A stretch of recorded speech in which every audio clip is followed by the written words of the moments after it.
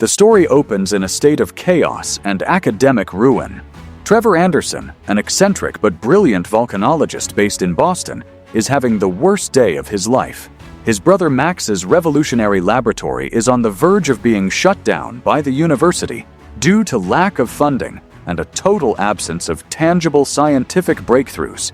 To compound his stress, Trevor completely forgot that his 13-year-old nephew, Sean, is scheduled to spend 10 days with him while Sean's mother prepares for a family relocation to Canada. When Sean arrives, he is a typical detached, tech-obsessed teenager, resentful of being dumped with an uncle he barely knows. The initial interaction between the two is stiff and awkward until Sean's mother leaves behind a box of Max's old personal belongings. Inside, Trevor uncovers a copy of Jules Verne's Journey to the Center of the Earth. It isn't just any book. The margins are tightly packed with frantic notes, complex calculations, and seismic data written by Max right before he vanished in Iceland a decade ago. Looking at his lab monitors, Trevor realizes that a volcanic sensor in Iceland has suddenly woken up, broadcasting data that perfectly mirrors the anomalies Max recorded before his disappearance. Intrigued and sensing a chance at closure, Sean's eyes light up.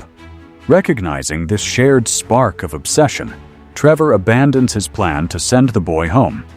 Together, uncle and nephew pack their bags and catch the next flight to the icy landscapes of Iceland, chasing the ghost of a missing father and brother. Arriving in Iceland, Trevor and Sean track down a remote volcanology institute, hoping to consult with Sigurbjörn Asgeirsson, a legendary scientist mentioned in Max's notes. Instead, they are greeted by his daughter, Hannah, a fiercely independent mountain guide. She delivers the grim news that her father passed away years ago. Hannah reveals that both her father and Max belonged to a niche group known as Vernians, enthusiasts who firmly believed that Jules Verne's sci-fi novels were actually factual, historical accounts of the Earth's interior.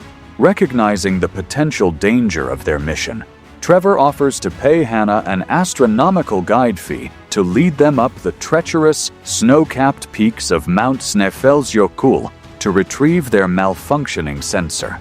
As the trio ascends the rugged terrain, the weather takes a sudden, violent turn. A ferocious, localized thunderstorm erupts, blasting the mountain with terrifying bolts of lightning.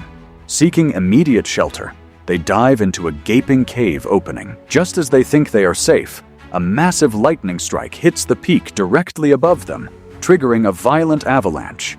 Tons of rock and debris collapse over the cave mouth, plunging them into absolute pitch-black darkness and sealing their only known exit.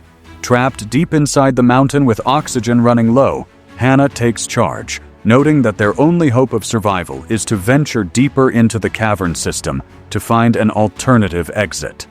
Exploring the dark, damp recesses, they stumble upon an abandoned 19th-century shaft filled with rotting wooden beams and a network of decaying metal rails. They find 3 old, rusted miners' carts and decide to use them to traverse the tunnels. What begins as a slow roll quickly spirals into a heart-pounding, high-speed roller coaster ride as gravity takes over. The tracks break apart, forcing the carts to leap across terrifying chasms over bubbling magma pits. Hannah's cart completely disintegrates, forcing her to make a desperate mid-air leap into Trevor's cart before they finally screech to a halt. Walking away from the wreckage, they find themselves in a mesmerizing chamber lined with giant, sparkling crystals. Distracted by the immense wealth surrounding them, Sean chips away a massive diamond. He fails to realize that the floor they are standing on isn't solid stone. It is muscovite, a mineral that forms in paper-thin, incredibly fragile sheets. The rock instantly fractures under their weight. With a sickening shatter, the floor gives way entirely, sending Trevor, Sean, and Hannah screaming into a terrifying, minutes-long freefall down an seemingly bottomless volcanic tube. The terrifying vertical plunge changes dynamically as the volcanic shaft curves, morphing into a giant, smooth, subterranean water slide. The trio shoots down the flume at breakneck speeds before violently launching out and splashing down safely into a massive, warm underground lake. Gasping for air, they swim ashore and look up. utterly paralyzed by the sight before them. They have discovered a colossal, self-contained world buried miles beneath the Earth's crust. Illuminated by a glowing bioluminescent sky and filled with towering prehistoric mushrooms and lush, ancient jungles, the environment is a living testament to Jules Verne's imagination.